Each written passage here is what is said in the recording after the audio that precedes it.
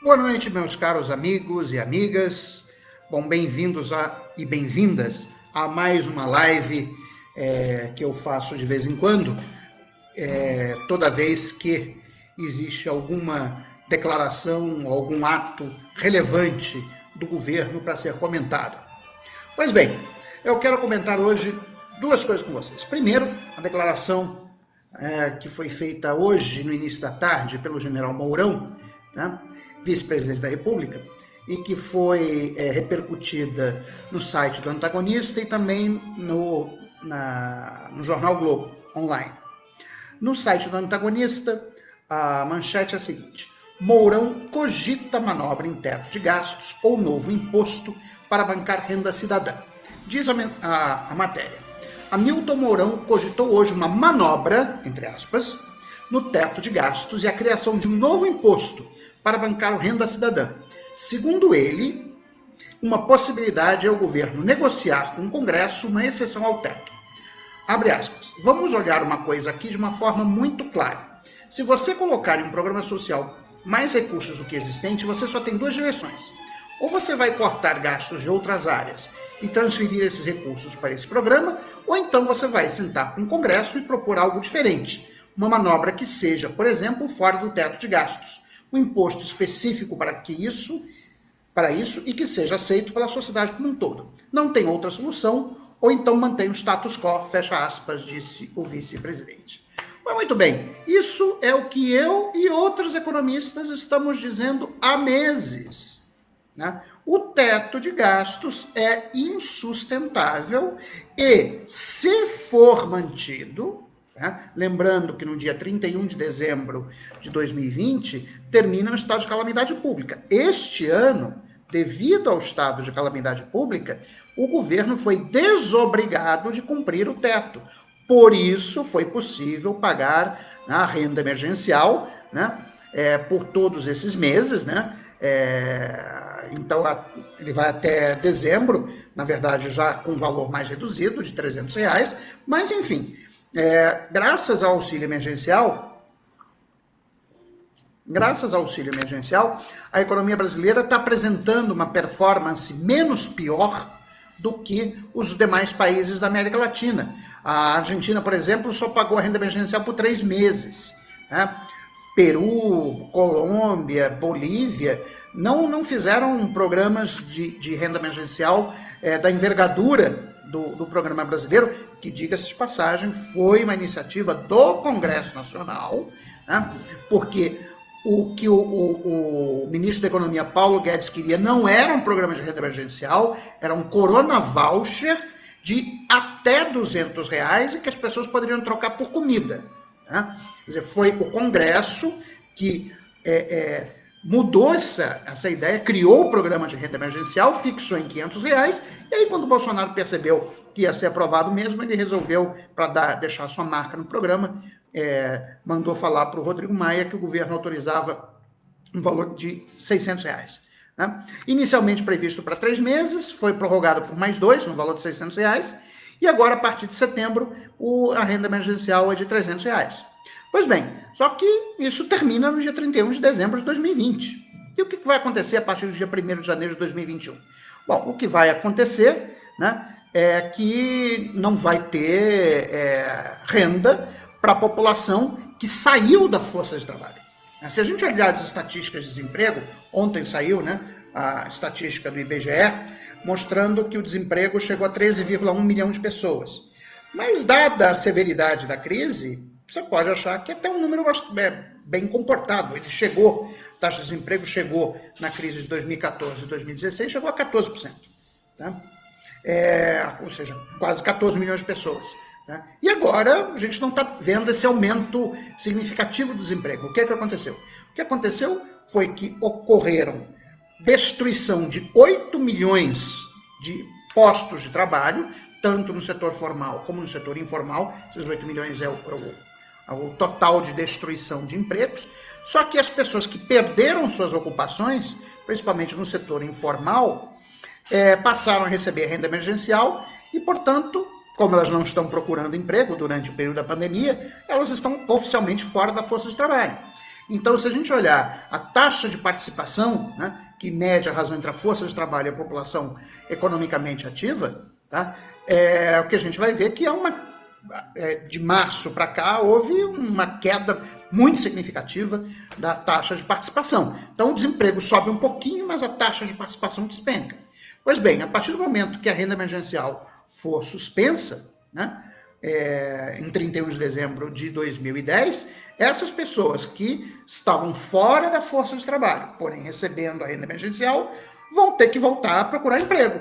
Então, o que nós vamos ter é uma mudança na categoria, né? Ou seja, a taxa de participação vai aumentar, só que a taxa de desemprego vai subir para mais de 20%.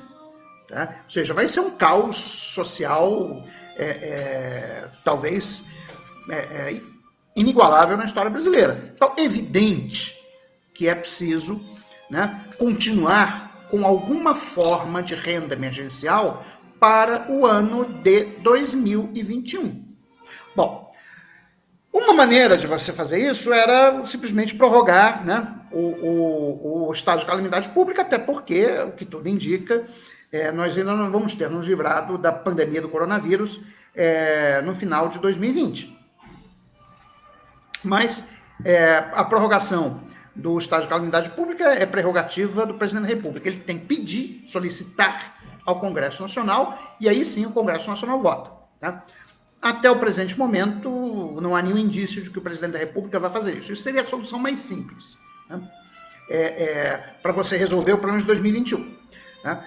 Mas, na ausência dessa solução, né, não tem outro jeito. Você tem que criar o que eu chamo de uma clarabóia, né, no teto de gastos.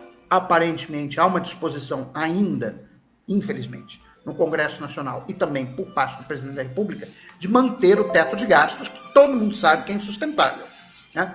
A solução é o que o general Mourão acabou de dizer, ele vai pôr uma clarabóia. Ou seja, a gente vai criar um novo programa, né, de renda cidadã e vai negociar com o Congresso Nacional para botar esse programa fora do teto. É a clarabóia. Né? Ou seja, o teto já não bloqueia tudo, né? Tem uma clarabóiazinha ali que permite a entrada da luz do sol. Tá? E vamos financiar isso com um imposto, também é absolutamente necessário, né? Porque realmente é um programa caro, tá? E isso está levando a um crescimento muito grande do endividamento do setor público, né? Que embora, eu já disse isso aqui várias vezes, né? O Brasil não tem problema de curto e médio prazo de financiamento da dívida, mas é lógico que se a dívida aumentar com proporção do PIB, aumentar indefinidamente, em algum momento vai dar problema. Então é evidente que você tem que financiar isso com aumento de imposto. A questão é, que tipo de aumento de imposto vai ser feito? Né? Hoje, aí vem o segundo ponto que eu queria discutir. Hoje, parece que a equipe econômica, não sei se foi o próprio Paulo Guedes, lançou a ideia, né, de criar um imposto sobre exportação de commodities. Tá? Não só sobre minério de ferro, mas também sobre o agronegócio. Bom, aqueles que conhecem o novo desenvolvimentismo, né, as minhas ideias, as ideias do professor Bresser, etc., sabem que a gente uma das maneiras de neutralizar a doença holandesa é precisamente pôr um imposto sobre a exportação de commodities. Né? Então, pela primeira vez na vida, o Paulo Guedes teve uma ideia que prestasse. Foi assim, né? De vez em quando acontece, né? Então, até que enfim, né, ele teve uma ideia boa. Lógico que os críticos vão dizer, não, mas o agronegócio é o único setor da economia que está bem, então a gente vai prejudicar o único setor da economia que está bem. Senhores, o agronegócio está ganhando dinheiro a rodo. Né? Quer dizer, não só a recuperação da economia da China está puxando o preço das commodities, principalmente commodities agrícolas, para cima, como nós tivemos uma desvalorização do câmbio, né, do real frente ao dólar, de janeiro até setembro, de mais de 30%. Quer dizer, a soja é vendida no mercado internacional. Então, assim, o pessoal está rachando de ganhar dinheiro. Né? Ou seja, estão com uma taxa de rentabilidade, uma taxa de lucro muito superior à dos outros segmentos da economia que, enfim, estão em crise, etc. Então, assim, é a solução mais fácil, né, para você não só arrecadar recursos, isso é evidente que você precisa de uma fonte de recursos para esse programa, né, mas também como forma de neutralização da doença holandesa. Porque com essa taxa de câmbio, né, e aí tem um ponto importante, quer dizer, quando o câmbio se desvaloriza, isso é bom para a indústria no médio prazo, mas é muito melhor para o agronegócio. Tá? Porque o agronegócio ele é competitivo mesmo a taxas de câmbio mais apreciadas. Entendeu? Ou seja, tem aí um diferencial de rentabilidade entre o agronegócio e o setor manufatureiro que precisa ser compensado de alguma maneira, senão os recursos vão ser todos destinados, né, do setor manufatureiro para o agronegócio. Então, é a melhor coisa que o governo podia pensar, espero que leve a cabo, né, de colocar um imposto sobre a exportação de commodities, seja minerais, minério de ferro, seja do agronegócio. Vários países já fazem isso. Né? O Brasil não seria o primeiro país do mundo a adotar esse tipo de imposto. Quer dizer, na matéria, né, que saiu no relatório reservado, site relatório reservado, ele diz o seguinte: vários países do mundo adotam a tributação sobre exportação de commodities. Atenção! Os Estados Unidos, esse mesmo, os Estados Unidos de Donald Trump, okay, taxam as vendas de trigo para o exterior. A Argentina tributa todos os grãos que exporta desde 2018. Países como China, Índia, Rússia e Ucrânia aplicam tarifas de até 30% sobre produtos minerais. E a tributação de arroz é uma importante fonte de arrecadação fiscal na Tailândia. Então, assim, eu acho que é uma excelente ideia. Finalmente o Guedes teve alguma ideia que prestasse. Né? Hoje, vou até apagar a vela que tinha para São Miguel Arcanjo, até que, enfim, o cara, né, vai ver que ele andou lendo os meus livros, enfim. Né, ele disse que leu Keynes no original 3 vezes, não entendeu, mas pode ser que ele tenha lido, né, o livro Developmental Macroeconomics, New Developmentalism as a Growth Strategy, né, publicado em 2015, que tem como autores o Luiz Carlos Bresser Pereira, este servo que vos fala, e o professor Nelson Marconi. Tá? Tem uma versão em português, chamada Macroeconomia Desenvolvimentista, tá? Que foi editado pela Campus, tá? Em 2016. Tá? Que não é exatamente uma tradução, tem algumas coisas um pouquinho diferentes na versão em português do que na versão em inglês, mas sugiro a todos que estão me assistindo e que tiverem interesse nas ideias de novos desenvolvimentistas que leiam o livro. Então, assim, a ideia sobre exportação de commodities realmente é muito boa, ela vai ser uma fonte importante de arrecadação de recursos, ela vai incidir sobre um setor que está tendo lucros extraordinários no meio da pandemia, isso é importante, tá? Porque, veja bem, tributação alguém tem que pagar, quer dizer, alguém tem que pagar essa conta. Quer dizer, quem que vai... Quer dizer, o presidente Bolsonaro disse que não queria tirar dos pobres para dar para os paupérrimos. Agora ele pode tirar dos ricos do campo, do centro-oeste brasileiro, para financiar o programa de auxílio para os paupérrimos. Não vejo problema nenhum. Além disso, além dessa vantagem, né, de ser um imposto que vai ter um custo social relativamente pequeno, né, até porque a demanda, né, por commodities é preço inelástica, ok? Que outro benefício é que, na verdade, você cria um incentivo para que as commodities sejam beneficiadas no Brasil. Ou seja, ao invés de você exportar soja e pagar soja in natura e pagar o imposto de exportação, você pode exportar, né, algum derivado de soja que não vai pagar o imposto de exportação. Então, no fundo, você está incentivando a geração de valor dentro do território brasileiro e a agregação de valor à nossa pauta de exportações. Então, por exemplo, ao invés de você exportar minério de ferro in natura, né, você vai incentivar a exportação de chapas de aço que usam intensamente minério de ferro. Né? Então, assim, realmente é uma ideia espetacular. Né? Eu realmente espero que a equipe econômica leve essa ideia adiante e que o Congresso Nacional aprove esse imposto o mais rápido possível como alternativa para financiar o Renda Cidadã. Agora, lembrando, tá, que o teto de gasto impõe um limite, né, para o gasto que pode ser realizado em 2021. Então, não adianta você ter a fonte de receita se você não tiver autorização de gasto. E para ter autorização de gasto para 2021, na hipótese de que o estado de calamidade pública não vai ser renovado, a única maneira é você negociar com o Congresso que esse programa de renda emergencial, ou de renda cidadã, como queira, vai ser uma despesa fora do teto de gastos. Tá? Que é totalmente justificável. Quer dizer, quando o teto foi feito, em 2016, ninguém previa que fosse ocorrer uma pandemia. Isso aconteceu, algo que não foi previsto. Então, se é algo que não foi previsto, você tem que adotar uma solução ad hoc. Não tem conversa. Tá? Então, isso eu não vejo como necessariamente algo que vai levar ao fim do teto de gasto, embora eu acho que seja necessário. Tá? Nesse aspecto, quer dizer, e aí é um ponto que também eu quero chamar a atenção aqui na live de hoje, né? É importante que a gente pense numa solução de médio prazo para o teto de gastos.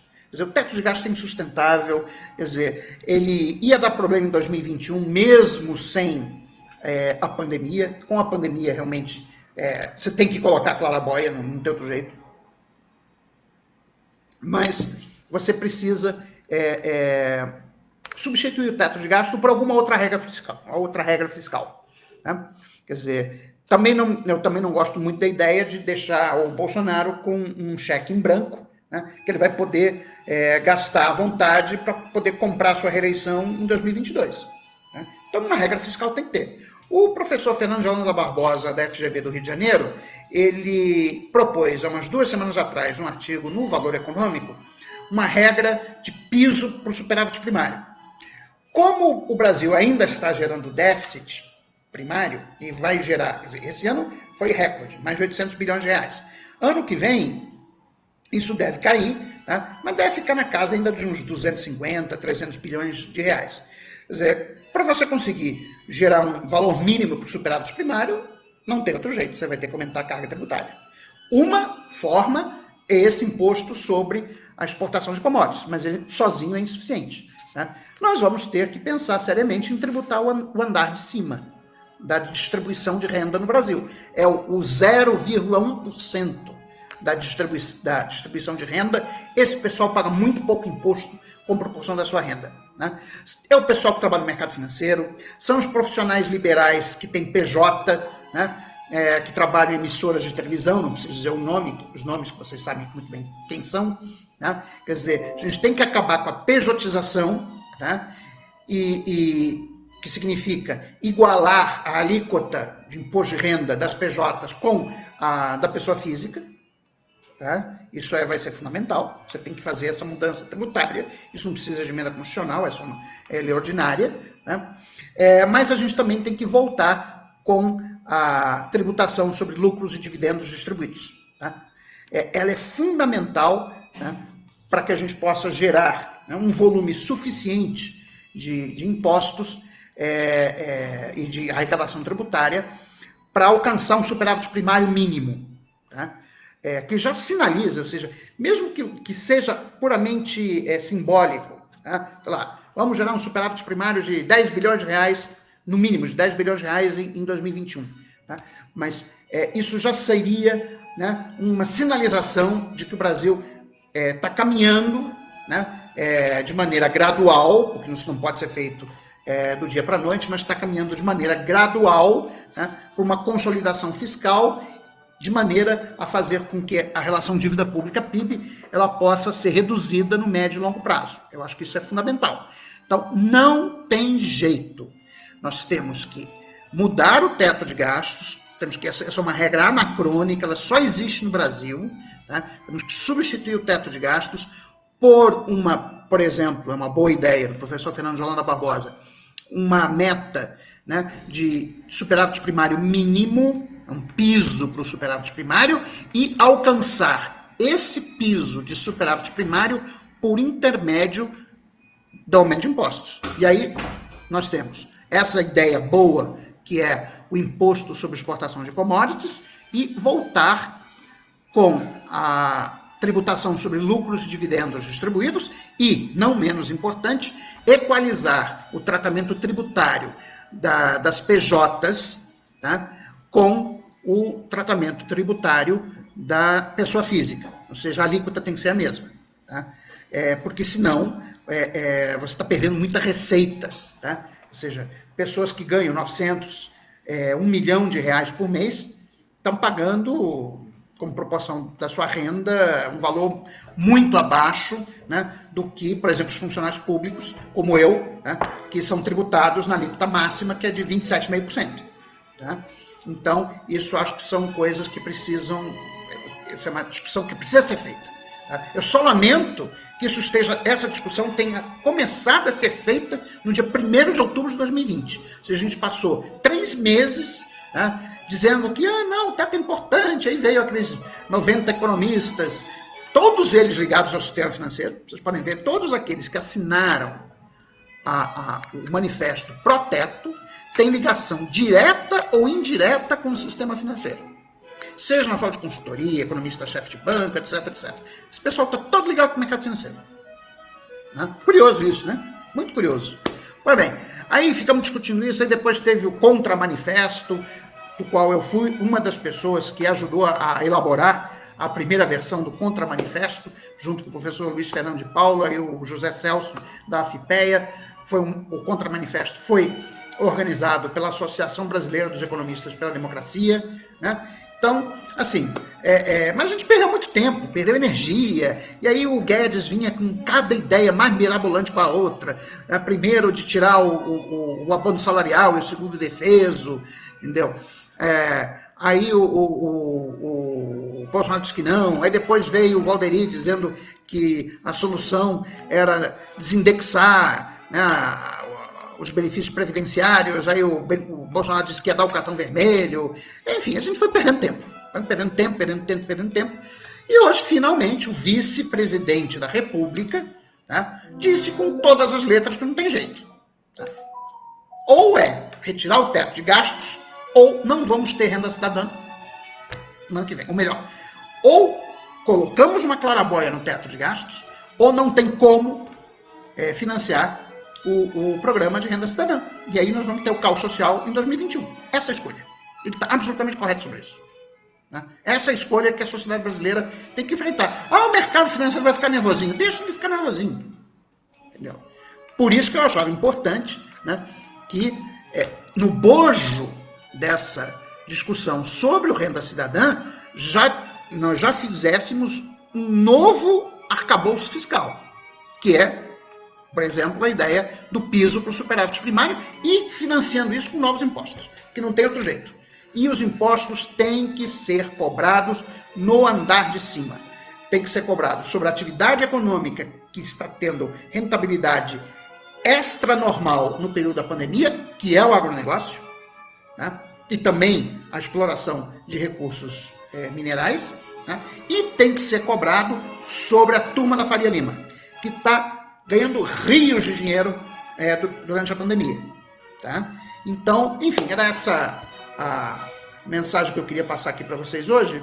Vamos ver se tem alguma pergunta. Bom, tem aqui o Guilherme do Vale. E essa renda cidadã é necessária, na opinião do senhor? Absolutamente necessária. Quer dizer, o que nós vamos ter ano que vem vai ser um pandemônio. Né? A taxa de desemprego vai passar de 20% da força de trabalho fácil. Né? Na verdade, ele já está aumentando. Quer dizer, as pessoas já sabem que, primeiro, já viram que a renda emergencial caiu, de 600 para 300, e sabem que vai terminar em dezembro. Então, a procura por trabalho já está aumentando. Né? E está aumentando na frente, né, do número de vagas que está sendo oferecido. Por isso que a taxa de desemprego está aumentando. Ela já está aumentando. Né? E vai aumentar muito mais, né, até o final do ano. Então, assim, se nós não tivermos um programa para substituir, né, a renda emergencial vai ser um pandemônio. Tá? Quer dizer, vai ter saque ao supermercado, vai ter aumento da violência urbana, enfim, uma típica situação em que pode ocorrer um golpe militar, né? Então é melhor a gente, enfim, já sabendo que pode dar problema, vamos resolver isso antes, tá?